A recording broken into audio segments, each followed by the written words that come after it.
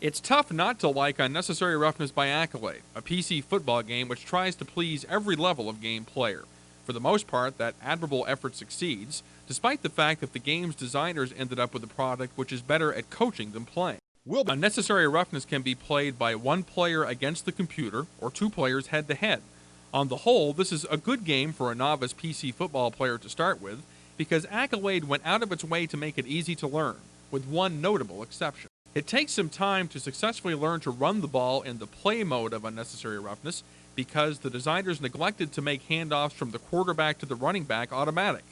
This certainly isn't a problem unique to this game, but it's a flaw that makes it harder to enjoy. That oversight is ironic in view of the effort that was put forth in helping with passing skills in the play mode. You can choose from 4 different levels in the passing game, including a beginner's category that literally freezes the action on the field, giving the novice quarterback all the time he or she might need to find an open receiver. There are a lot of other things to like about this game.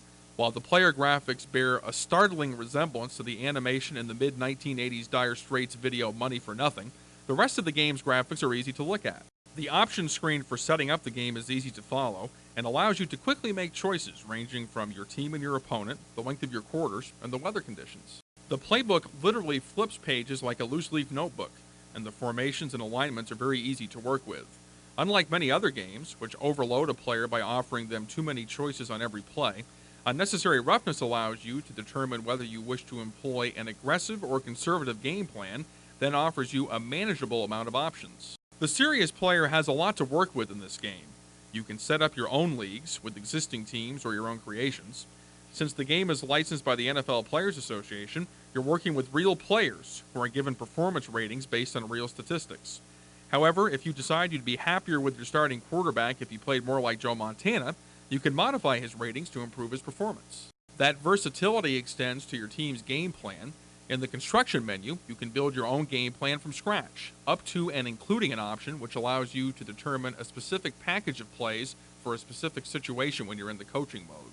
If you don't like the plays you're given, you can change them to suit your own taste, since the construction menu allows you to change the assignment of every player on the field.